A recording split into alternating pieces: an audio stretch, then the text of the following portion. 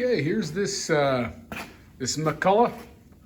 It's a 595, so this is the European version of the Super 550. I kind of lucked out, I think. Anyway, I come across this saw on eBay, and it was being sold by a guy here locally in Ontario.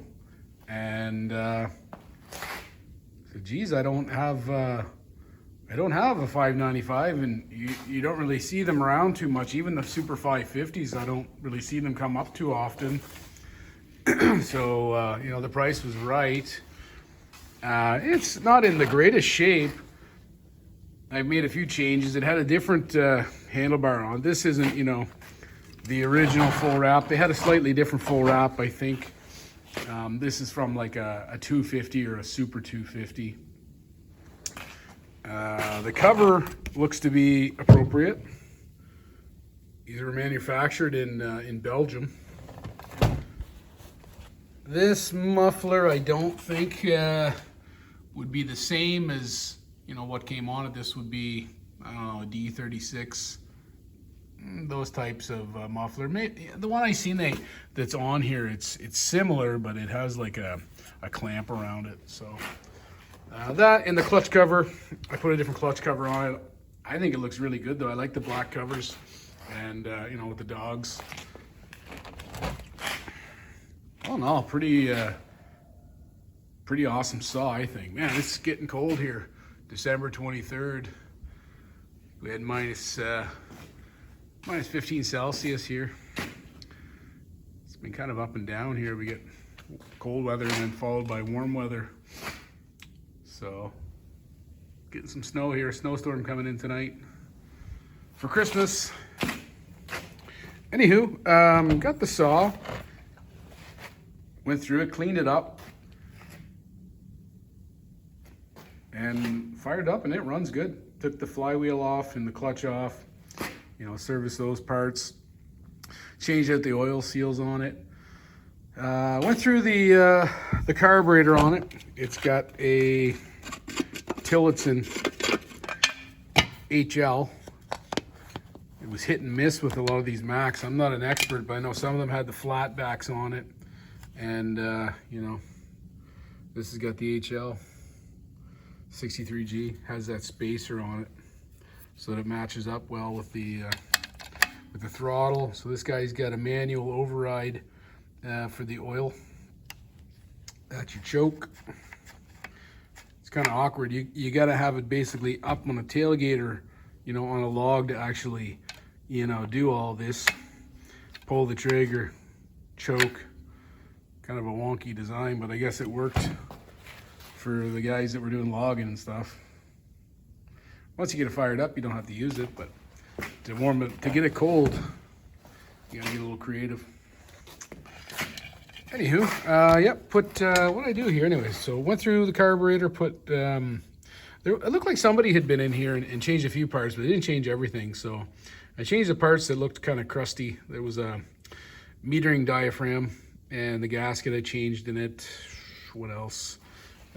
Changed the gasket on this side. The gasket on the carburetor side had been changed out. Needle and seat looked good. Changed it the fuel line. This is a good fit too. This is like a metric Honda fuel hose, and it had a little grommet there because the hose that was on this was much bigger. But that, no focus? No. That grommet worked well, and the fuel hose that was in it was fine. I just, what I do with them was, I don't know, maybe it's not a good idea, but I just clip them off and you can put a new fuel filter on it. Use the same old fuel hose. And now I question whether or not this is actually a true 595. Oh, well, my light went out. 595. These are 103 cc's. So big saw. So on the bottom here, where's the markings at? Can you see that? It's 83090. So I was messaging a few people that really know their Macs, and they said, oh yeah, that's definitely the European numbering system. And then I measured the bore through the muffler. The only problem here is that mount is broken off. So I did happen to find another fuel tank for this that has intact mounts. So when that comes in, I'm going to change that out. It's got 404 spur sprocket on it, and some old 404 chain. It's a 20-inch bar. This thing would pull a lot longer than that, but that's all we got for now, so we'll go with that. What else did I do to it?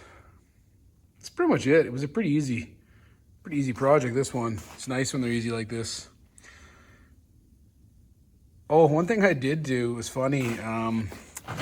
That spacer that's in there, you know, like a lot of modern saws that have an impulse hose that goes to the cylinder.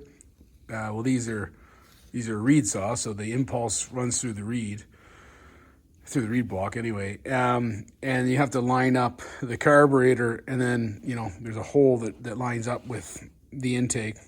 Well, with this spacer, there's also a hole, but I had the spacer on upside down. I couldn't get it to pull fuel. Had me a little baffled there until I took it all apart. I said, well, you know what, it'll fire on a prime, so clearly it's a fuel delivery system problem. And as soon as I pulled the carburetor off, I said, oh, yep, there's the problem, impulse line. So just something simple as that, shut her down. Boy, it's getting dark here. Okay, let's fire it up here before we lose all the light and hear this run.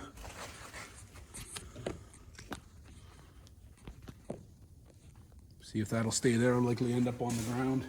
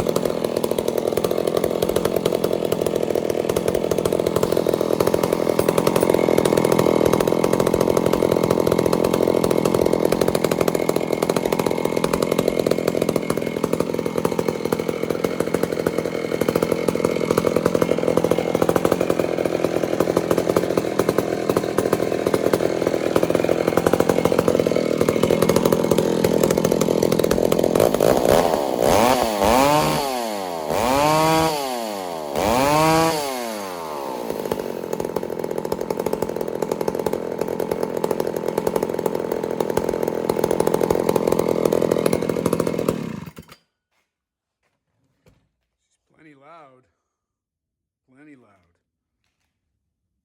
Anyway, this light's coming on the camera. I think it's actually making it worse. Anywho, there's the newest Mac to the collection. Seem to be picking up a whole bunch of these lately, and I'm liking them. This is a cool one too. Anything that's 100 cc's to me is worth taking a look at. Someday we'll get this thing cutting some wood, maybe. Well, have a Merry Christmas, everybody. Ciao for now.